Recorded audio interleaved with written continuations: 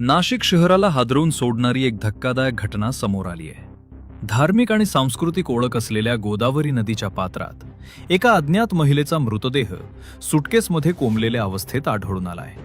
कन्नमवार पुलाखाली नदीपात्रात संशयास्पद सुटकेस दिसल्यानंतर नागरिकांनी पोलिसांना माहिती दिली। पोलिसांनी सुटकेस बाहेर काढून उघडली असता त्यामध्ये अंदाजे 25 ते 30 वर्षीय महिलेचा मृतदेह आढळून आला।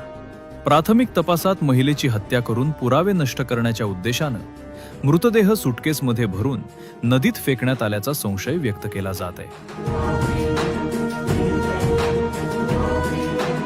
घटनास्थळी भद्रकाली पोलिसांसह गुन्हे शाखा आणि फॉरेन्सिक पथक दाखल झाले असून परिसरातील सीसीटीव्ही फुटेजची तपासणी सुरू आहे। तसेच अलीकडील काळात बेपत्ता झालेल्या महिलांची माहितीही मागवण्यात आली आहे। मृत महिलेची ओळख अद्याप पटलेली नसून शवविच्छेदन अहवालानंतर मृत्यूचं नेमके कारण स्पष्ट होणार आहे। नेमकी ही महिला कोण, तिची हत्या कोणी आणि का केली, या गूढ हत्याकांडाचा उलगडा करण्यासाठी पोलिसांचा कसून तपास सुरू आहे।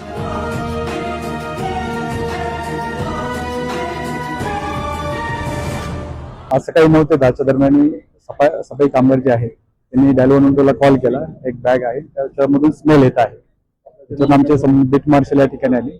त्यांनी चेक केलं की एक्झॅक्ट काय आहे। त्यांनी पाहिल्यानंतर त्यात मानवी बॉडी असल्याचं त्यांना संशय आला। त्यानंतर आम्ही स्पॉटला आल्यानंतर फॉरेन्सिक टीम डॉग स्क्वॉड यांना पाचारण केलं। बॉडी ओपन केली असता ती सदरची बॉडी ही महिलेची असल्याचं दिसून आलं। सध्या या महिलेची ओळख आहे का?